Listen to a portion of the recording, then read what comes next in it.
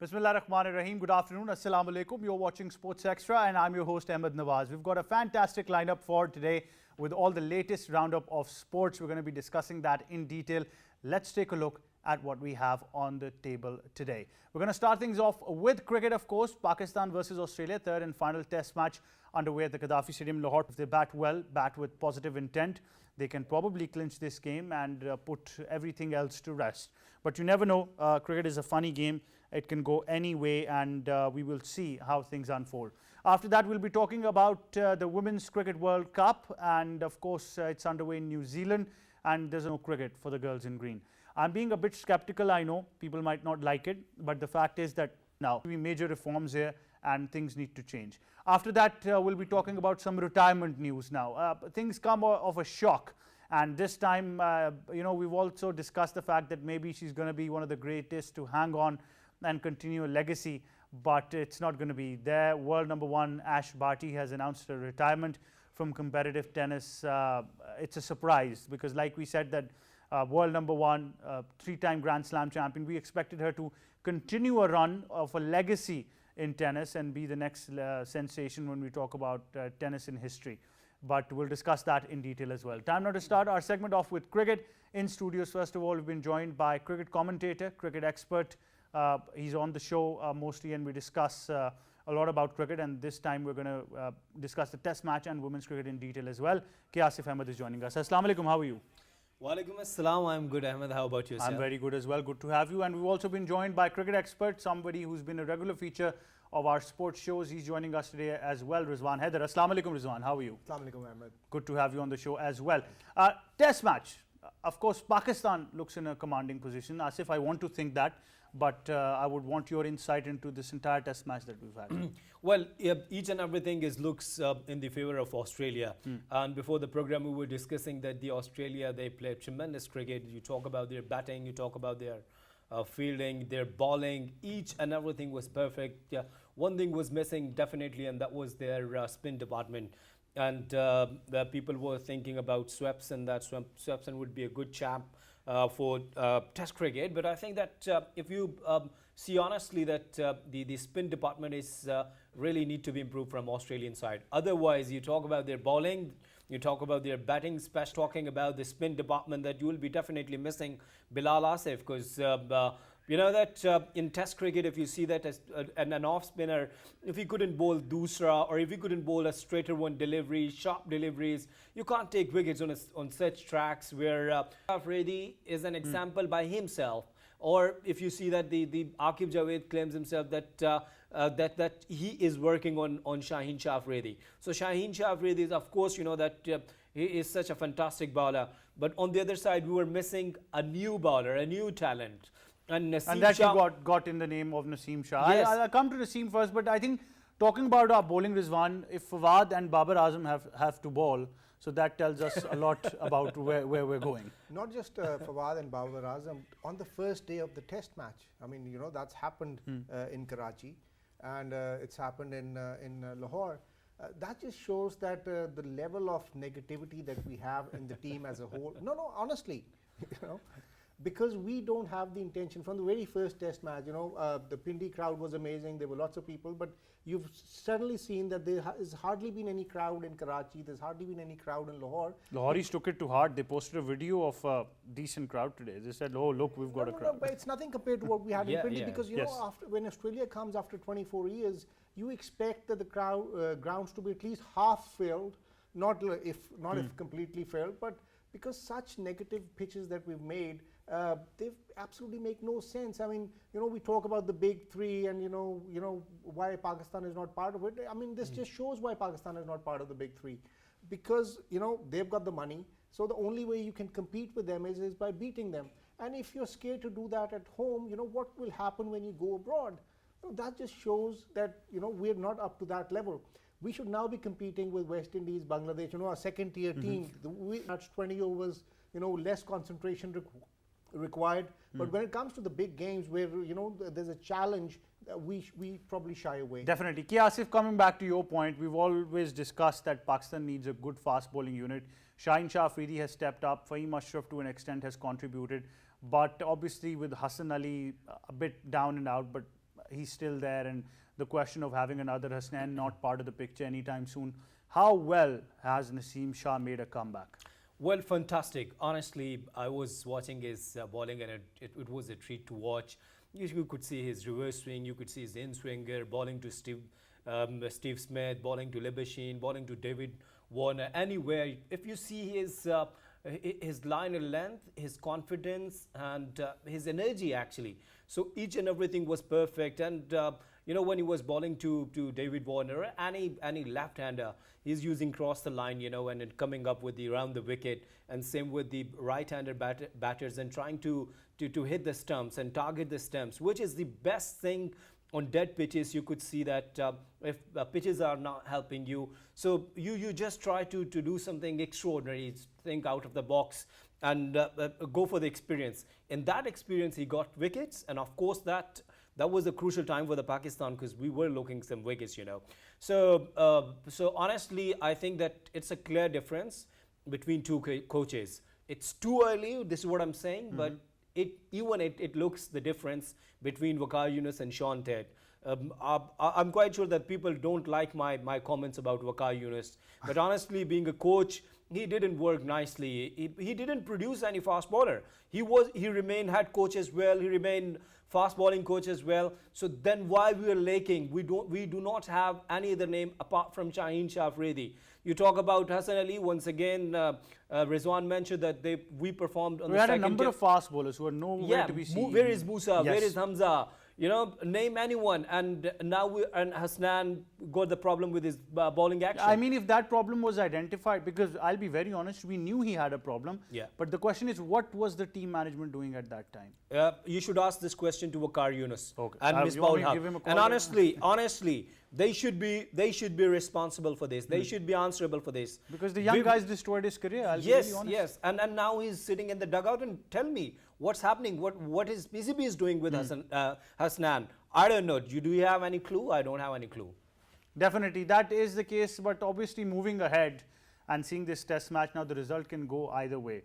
But Rizwan, on a very, I think, a topic that is very serious to me is about moving ahead, looking to the future. Pakistan does become a side where players tend to hang on forever until there is nothing left in them or the game itself. I always quote examples of England, how well and gracefully their batters have exited the world of cricket, or their players. You talk about Nick Knight, you talk about Andrew Strauss, Alistair Cook, Marcus Trescothick, Paul Collingwood, Jonathan Trott, all of these Ian players. Bell. Absolutely, Ian Bell. So, these guys have exited on a top. But before we go there, stumps have been drawn, and 73 for none. Pakistan, they require another 278 runs in 94 overs when they come out to bat tomorrow. The latest is that Abdullah Shafiq is on 27, Imam ul Haq on 42 not out, and Pakistan is 73 without losing any wicket. Another 278 runs required in 94 overs, so the game will progress tomorrow. So like I'm saying, I mean, for the likes of players like Azhar Ali, for example, Fawad has had a horrible series, I know. But he got a wicket, so probably some consolation. But particularly about Azhar Ali, what is his role in the side? We had times when Yunus Khan was scoring triple centuries, double centuries. We don't see that anymore. I mean, all the burden on Babar only. That's the problem. We not just England, but Australians as well. Ricky Ponting was a big star. Steve Waugh, Mark Waugh, Shane Warne, but they were just given Michael a series. Clark, This is the last series. End of story. We think you've had it. You've been a great servant of cricket to the Cricket Australians or England and anyone else. Yeah. Nobody's bigger than the game.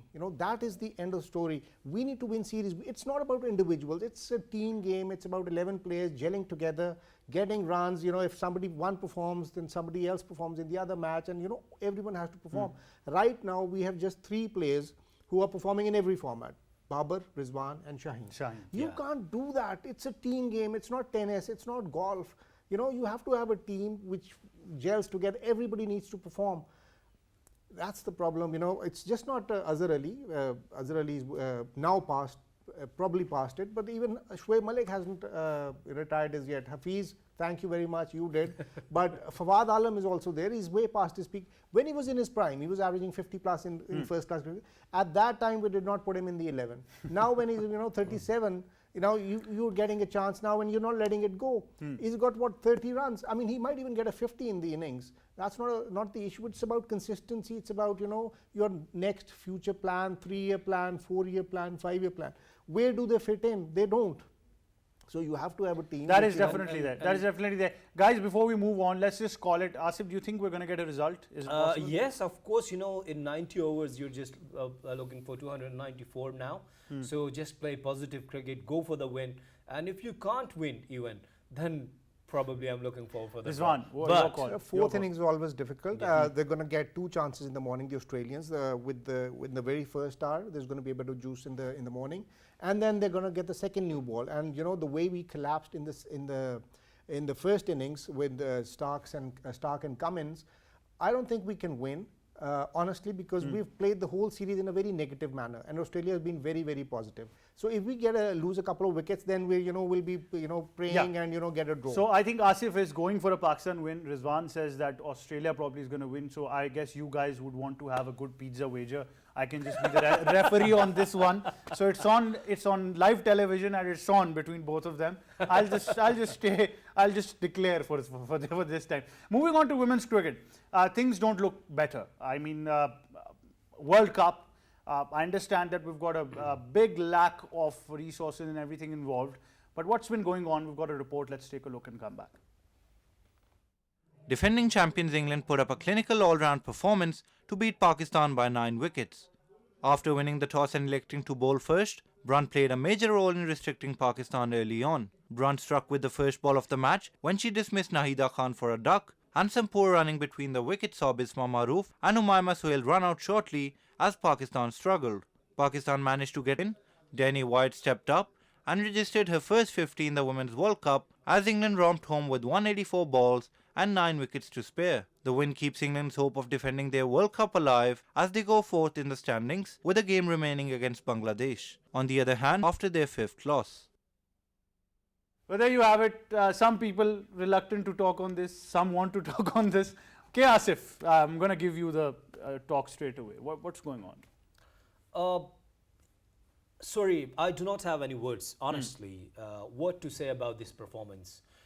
I always back our girls, and when we even lost close matches, we appreciated them, we applauded them, we said that they played good cricket even. But when you are playing, and even in the last match, we were praising when they won against Windies, and it was a T20 sort of match, and Pakistan played nicely. But in this match, the way they played, honestly, this is, I can't say, but this is ridiculous. Sorry. And on the other side, when we were talking about that, as you said, let's talk about the resources. We got the best resources. We've got the Australian coach, and we're putting enough money on women cricket. We got their, now we're planning for the women PSL as well. So things are there. Each and everything is there. The only thing is personal liking and disliking. Because I don't want to mention a name, but that because this is my sources are telling me that there's something is going between the captain and the rest of the players. It's very true. Yeah. And it's very true. Yeah. And I think that is imminent in the team as well. Yes. So, and then it shows your performance as well.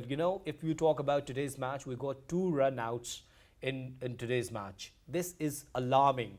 When your team is in trouble, how could you go for short singles? How could you go for the experiences?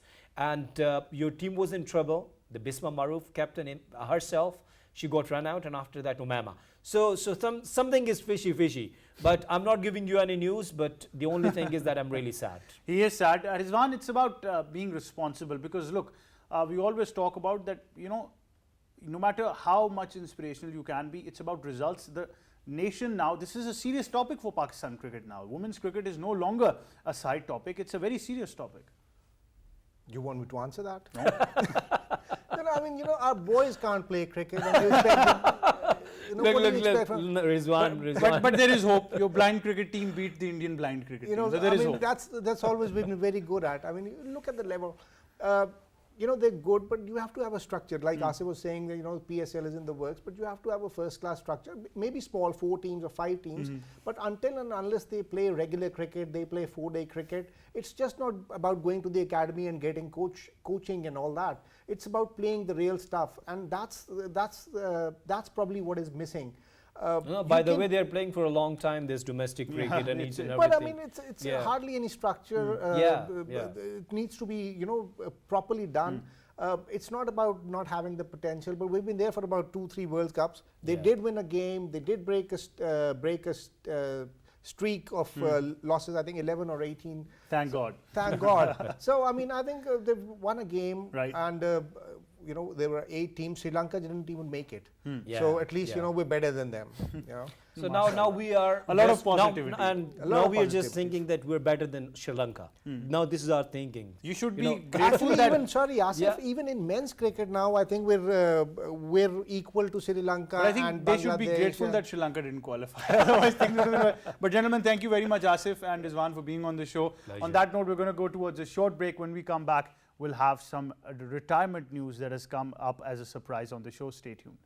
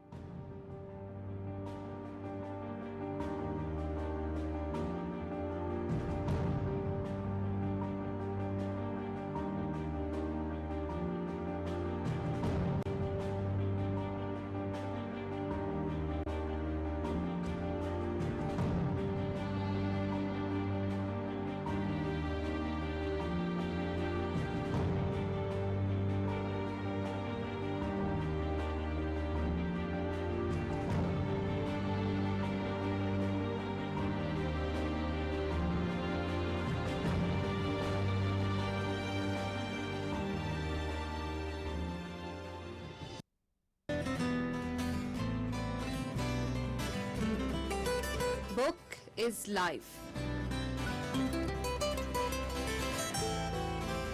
Book is hope.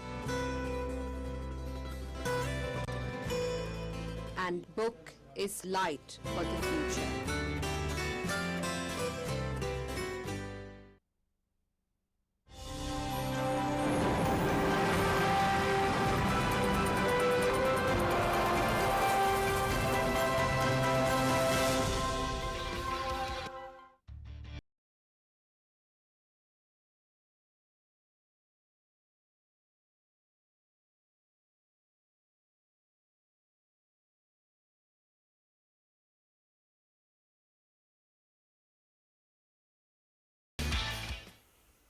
Welcome back to Sports Extra. Time now for a segment where we're discussing retirement news. I think with the way things are going, we need to have a retirement segment probably because it's completely haywire. But so many good names saying goodbye to sports. We've got a report on that. Let's take a look. World number 1 Ashley Barty has shocked the sporting world by announcing she will retire from professional tennis at just 25. The Australian made the announcement on social media saying she was leaving to chase other dreams. It's extremely rare for a professional athlete in any sport to step away while at the very top of her game, but Barty leaves with a sterling set of credentials that will almost certainly land her in the International Tennis Hall of Fame. Barty won 3 major single titles on 3 different surfaces, the 2019 French Open and the 2021 Wimbledon. She became the first Australian to win the title at a home Grand Slam event in 44 years. In all, Barty collected 15 titles in singles and 12 in doubles, more than any other active player in that span. Barty thanked everyone who has supported her along the way, saying she will always be grateful for the lifelong memories we created together.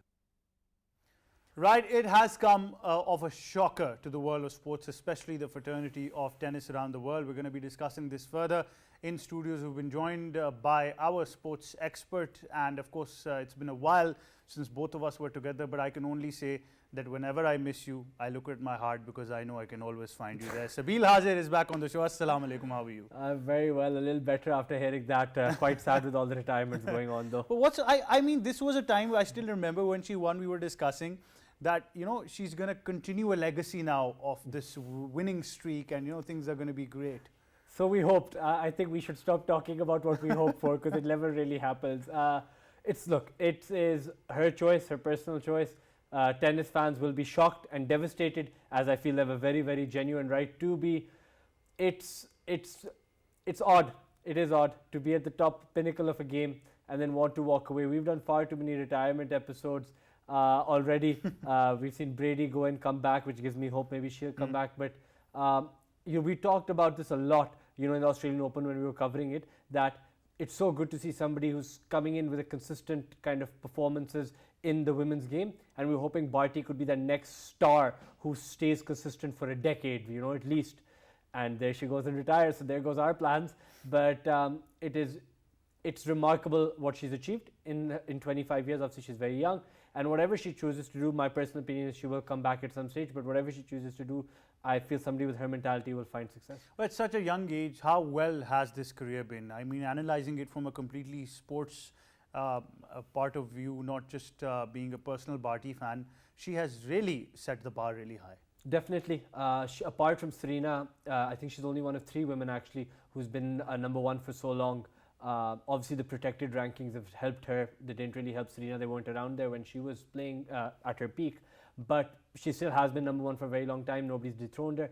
If you win 1 Grand Slam, it's an incredible achievement, right? You win it once and you're part of the 1% for life. She's won 3. She's won her home Australian Open, which was the big, big one. And so in 25 years to accomplish all of that, when you realistically haven't even peaked yet, she's probably got another couple of years before she hits that real peak of her performance where she's winning maybe a couple of Grand Slams or maybe even 3 Grand Slams in a year when she peaked, because with her consistency, she seems like the only person in the women's game who seems capable of doing that right now. Nobody else in the circuit seems like they're capable of that. But she says she was unfulfilled after winning Wimbledon, and again after the Australian Open she felt like maybe it wasn't the feeling she was expecting. So there clearly is a disconnect between her and the sport. And you know, I think people should be very careful when it comes to tennis talking about retirements in our lifetime. You know, we can go to other sports. Very recently we saw Brady come back in 40 days. We've seen in other sports, we saw Messi go in and out of retirement for Argentina. But in tennis, in women's tennis, you know, this happened twice before where world number 1s retired. And Clijsters, I think, Clijsters, when she retired, she was, I think, younger than her, 23. She came back and won 3 Grand Slams. You know, so there's still a long time for her to come back. People often tend to miss out the physical part of this, that it's a very, very demanding sport. We've seen players destroy themselves, and one of the examples has been Andy Murray, who has then never recovered. Definitely. Maybe she didn't want to get to that stage, because if people watch her play, she plays a lot harder and faster than anybody else in the circuit right now, in the women's circuit. That will take a toll on your body. She plays very explosive tennis. She's very, very strong on the forehand and things like that. And it's not easy to maintain those levels. It's very physically demanding, but she's 25. So I think more so than the physical, and she's also a physical specimen. You see, you know, you don't just go from one elite sport to another. Obviously, she played in the Big Bash. I think she's going to conquer something else now. Yeah. So I think it's more, and I don't think it's even a mentality issue. I think it's genuinely she's just not getting what she wants out of tennis. And she spoke about how she doesn't want to travel all the time. She wants to be closer to family. You know, for some people, we forget these are human beings as well. You know, we might look at their lives and think, oh, this is amazing. They play the sport. They love to get travel the world. Some people just want a home and stay at home with their families. You know, that's a very human thing to want. So whatever, but maybe she'll do that for 2 months, and then because she has that elite mentality like Brady, she'll be like, no, I need to come back. I'm so bored. I mean, I understand with the bubble and everything now going into sports, it's very, very enduring for players on a both mental and physical level to, you know, go into that. And I understand that we need to respect her decision most of all. I think that should be said. She's leaving behind some great memories, of course, some great victories to cherish, for not just for herself, but fans and tennis fans all around the world. But now we move on to a next stage where we need to be crowning the next queen of tennis. So where is this going now? Let's, if we're looking at the tennis circuit, like I said, there's no consistent name there. Now it's wide open. So I think for the women's circuit, it's great for the people in the circuit. It's not great for women's tennis to lose somebody so good, so young, when they were going to be the next, in my opinion, consistent thing and going to bring in regular viewership and, you know, bring some more stability, which they needed. But in terms of the people playing in the circuit, it's great for them because the #1 spot is opened up. There's no real one favorite for any Grand Slam. So whereas Barty for the next year was going to be the favorite for every single Grand Slam. So there is that opportunity for somebody to come and grasp it. But my own personal fear is that you see one person win and then they'll disappear. Then one person win and they'll disappear. That consistency won't be there. A lot of youth coming in, especially for Emma Raducanu. I think if she continues to play the tennis that she's playing, she could be the next thing. Yes, she could. But again, it's about consistency. And there's always room for young people to break through. Now there's a chance for people who are maybe struggling to break into the top 5 to get in there and then maybe consolidate their game a bit and then go aim for that top spot or to win Grand Slams. But Raducanu, but I don't think she's going to be a mainstay. She still has a lot of inconsistencies in her game, which she has a lot of time to work out. And one day, I have no doubt she'll be a world-class tennis player, like even more so than she is. But that consistency will come with age. Somebody's got to step up. Now, Barty has gone. There is a vacuum there. Ash Barty will go and dominate something else, I'm sure. Maybe we can give her a Pakistani passport and get her playing cricket for us. I don't know. But she definitely will be okay. But the women's circuit, somebody needs to step up with the vacuum there now. Definitely do. Sabeel Hazir, thank you so much for joining us on Sports Extra. One thing is for sure that it is a sad moment indeed seeing a champion go out. But she's going out on a high with all that she wanted to achieve from tennis. That is, of course, done and dusted. And obviously a great career ahead of her in whatever domain she goes. That's what Ash Barty is. On that note, from me and the entire team, we'll catch you tomorrow once again. It's goodbye for now.